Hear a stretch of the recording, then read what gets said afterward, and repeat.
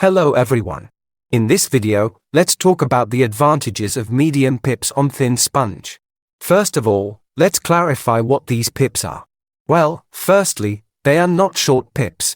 There is a category of pips called short pips, and there is a category of pips called medium pips. They differ in physical parameters, although people often confuse them and use them for the same game. So today we are talking about medium pips. What does thin sponge mean? It can be 1.2 millimeters or 1 millimeter. And it can even be 0.6 millimeters. It is rare, but let's talk about it too.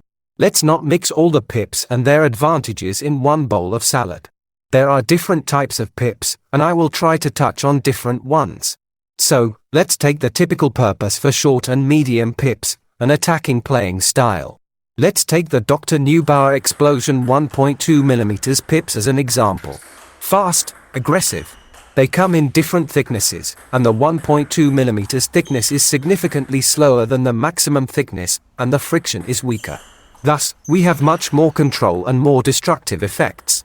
Regarding destructiveness, I need to clarify what I mean. When you play with maximum thickness, the ball flies much faster from you.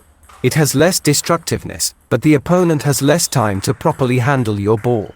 So, on the one hand, there is less destructive effect, but on the other hand, the speed increases this destructiveness.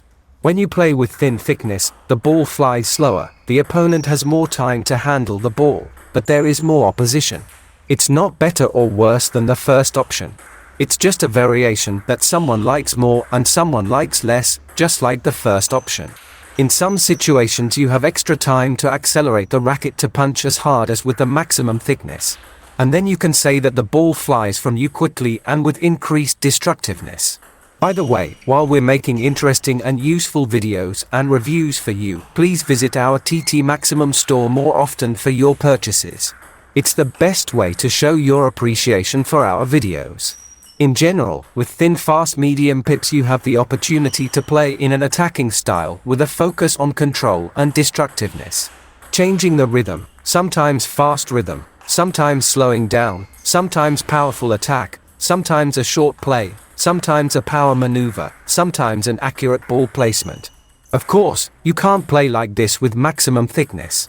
Maximum thickness will be chosen by those who love fast and powerful play. Next, let's take the opposite type of medium pips, slow ones. For example, Inher Pluto 1.2 million euro. What can these pips be used for? For the same play that was mentioned before, or for a slower style with even more emphasis on control and precise play. It depends on your skill level and the speed of your blade. Someone has an OFF blade and puts fast pips on it. And someone has an OFF plus blade or a hard ringing OFF blade, and they put slow pips on it to better hit the table. One player has a fast blade and fast pips and he hits the table well, while another player only hits the table 4 out of 10 times with such a racket. Because his skill level is lower, he needs slower pips. And sometimes a person specifically likes it to be fast, or a person specifically likes it to be slow, but both can perform fast attacks and various short shots. It's just that their tastes and perceptions are different, so the first person will enjoy fast pips, while the second person will enjoy slow pips, even though they are trying to implement the same style of play. Of course, there are many pips that are faster than Pluto and slower than Explosion. There are a lot of variants, soft pips, hard ones, fast, slow, weaker friction, stronger friction. And all of it is mixed together. And you have to figure out with some way how to choose from it. Yes, the choice can take a lot of time and a lot of training. I recommend contacting the contacts of our store and asking. We will help you choose what suits you best.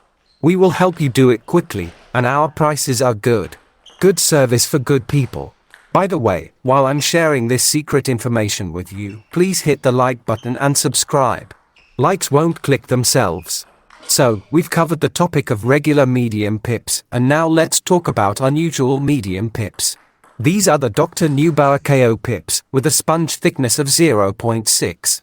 You can also include sponge thicknesses of 1.0, 1.3, and 1.5 in this category. They play in a similar way overall. These are really bad pips, in a good sense. They are destructive pips. Very destructive pips. I stopped playing with them only because I always liked rackets as light as possible. That's why I switched to long pips without a sponge. The absence of sponge significantly reduced the weight of the racket. KO pips are medium-speed medium pips, but they have minimal friction. After blocking a topspin, there is often a reversal. And overall, they are similar to long pips without sponge. This behavior is provided by the thin hard sponge.